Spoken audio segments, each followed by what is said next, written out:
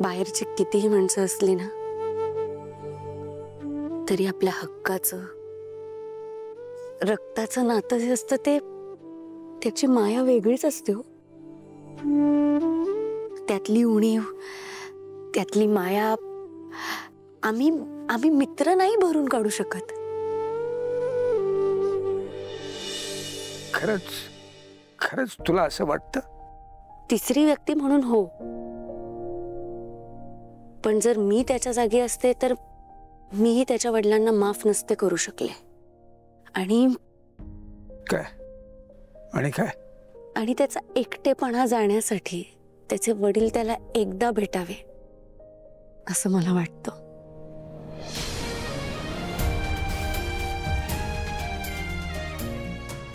तो करेल त्यांना माफ? नाही, माहित नाही, कदाचित करेलही। खरंच सोपं नाहीये ते, आयुष्यभराचा राग आहे त्याचा। तो खूप चिडेल, खूप भांडेल, सगळा राग व्यक्त करेल त्याच्या वडिलांसमोर। त्यांची जर अशी इच्छा असेल ना की आपल्या मुलाबरोबर आपलं नव्याने नातं उभं राहावं तर त्यांनाही खूप कष्ट करावे लागतील काका। त्याच्याशी प्रेमाने वागावं लागेल, त्याला बोलतं करावं लागेल, त्याला त्याचा वेळ द्यावा लागेल। हे सगळं जर झालं तर कदाचित तो माफ करेलही। खरंच करेल माफ। काय काय झालं काका? नाही काही नाही। मला ना आता मलाच भीती वाटायला लागली खरंच। कसली? नाही नाही बाबा, मी नाही स्पर्धा करू शकत। कोणाशी? केदारकडे माझ्याही पेक्षा इतकी समजूतदार मैत्रीण आहे। पण मग मी म्हणते की आपण स्पर्धा करायचीच कशाला? त्याच्यापेक्षा आपण दोघं एका टीम मध्ये येऊ ना आणि त्याचा एकटेपणा दूर करू। काय म्हणता? वाह वाह वाह, क्या बात है, क्या बात है। मस्त मस्त प्लॅन आहे। नाही खरं एकटेपणा दूर करायलाच हवा त्याचा। बाप म्हणून मलाही त्याची अवस्था बघवत नाही। काय? अगं म्हणजे मी सुद्धा एका मुलाचा बाप आहे ना। हाँ हो, मग डील? हाँ डील।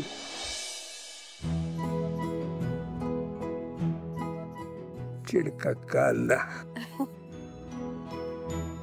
करूया त्याला चांगला गोड मुरंब्यासारखा। हाँ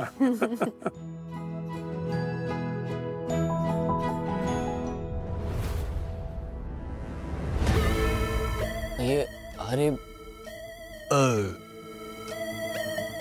ओह मजा आ गया। तू जाणार आहे इथून? हे ऐक ना, हे सिच्युएशन खूप बिघडते। ती निशी म्हणते तिला रूम बघायचे। ती आली तर वाट लागेल। तिच्याबरोबर तारिणी पण आहे। अरे तिच्याबरोबर तू प्लीज जा ना। तारिणी आहे तिच्यासोबत, तारिणी। मग मी काय करू? अरे काय करू म्हणजे तू ओळखत नाहीस तिला? ती दीड शाणी आहे ती, तिला हलक्यात घेऊ नकोस, ती काही करू शकते। माहिती आहे मला। माहिती तर मग जा ना तू इथून आता। माझे पैसे दे, मी जातो लगेच। नाही आहेत पैसे माझ्याकडे, आणि हे बघ जोपर्यंत ती या घरात आहे ना मला काही हालचाल पण नाही करता येणार। हे बघ तिच्याशी माझा काही संबंध नाही। जोपर्यंत मला माझे पैसे मिळत नाही तोपर्यंत मी इथून कुठेही जाणार नाही, समजलं? चल जा आता, पैशाचा बंदोबस्त कर।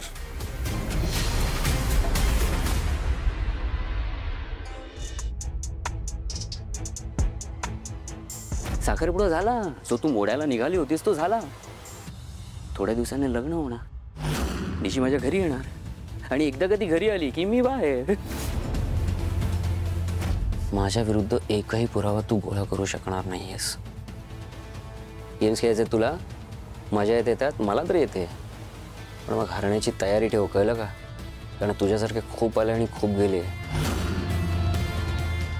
आज आली आहेस बहिणी बरोबर, निशी लग्न करून याच घरात येणार आहे, तेव्हा कशी येशील?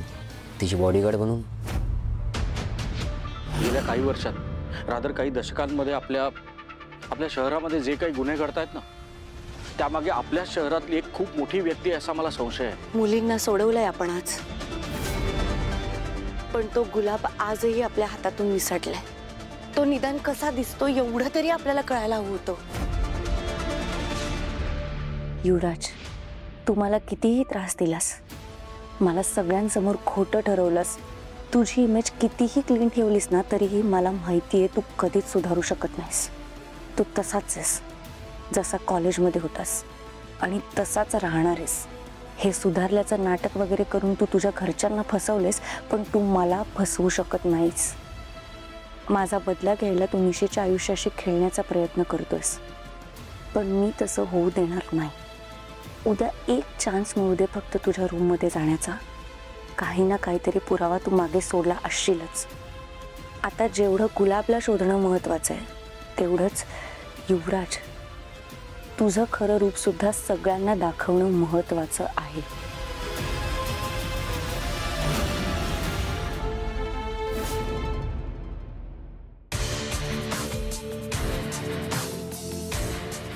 मी इथे आलेच कशाला आहे मला कळतच नाहीये. नाही, ज्याच्यासाठी आली आहे ना तो स्वतःला घेऊन बसलाय रूम मध्ये कोंडून. युवीला ना माझ्याशी बोलायला सुद्धा वेळ नाहीये, मला रूम मध्ये सुद्धा येऊ देत नाहीये साधं. अरे एका आठवड्यावर लग्न आलंय, एवढी सगळी तयारी बाकी आहे आणि हा ह्याच्यापेक्षा जास्त तर माझ्याशी फोनवरच बोलायचा. हा म्हणजे अगदी तसंच नाही, काही बोलतो आम्ही, पण आता पहिल्यापेक्षा बोलणं कमी झालंय. म्हणजे इथे आल्यापासून काय झालंय काही कळतच नाहीये मला. मी एवढा बोलायचा प्रयत्न करते त्याच्याशी, पण त्याच्याकडनं पण काही रिस्पॉन्स आला पाहिजे ना. पण नाही, रूम मध्ये यायला देत नाही. अरे मला किती एक्साइटमेंट आहे ती रूम बघण्याची, ती सजवण्याची, पण हा काय करू मी. पण निशी, पण तुझ्यासाठी महत्वाचं काय? रूम बघणं महत्वाचं आहे का युवराज बरोबर वेळ घालवणं महत्वाचं आहे? ऑफकोर्स वेळ घालवणं महत्वाचं आहे. हो ना, मग तू त्याला घेऊन बाहेर का नाही जात? नाही म्हणजे घरातल्या घरात पण जाऊच शकता ना तुम्ही. आता एवढं मोठं घर आहे, तू त्याला गार्डन मध्ये घेऊन जा ना. अगं पण तो आला पाहिजे ना. अगं येईल ना, तू त्याला विचारून तर बघ. कदाचित त्याला सगळ्यांसमोर बोलायला ऑकवर्ड होत असेल, ज्या अर्थी तो तुझ्याशी फोनवर खूप वेळ बोलत असतो. म्हणजे त्याला एकांत तर हवाय, पण त्याला सगळ्यांसमोर कदाचित बोलता येत नसेल असं मला वाटतंय. तू जा ना त्याला घेऊन बाहेर. हा, गुड आयडिया. तारिणी, तुला खरंच माझ्या लग्नाबद्दल एवढं वाटतं का ग, की हे लग्न मोडण्यासाठी काही वेगळा प्लॅन चालू आहे तुझा ह्याच्या मागे? अगं नाही, असं का करीन मी. मी सॉरी म्हटली आहे ना युवराजला, आणि तुझं सगळं चांगलं व्हावं, तुझ्या आयुष्यात फक्त आनंद यावा, तुमचा संसार सुखाचा व्हावा, एवढंच मला वाटतं. म्हणून बोलतेय मी तुला हे सगळं. मग ठीक आहे, पण तुला खरंच वाटतं तो येईल? हो, तू विचारून बघ ना त्याला. बघते.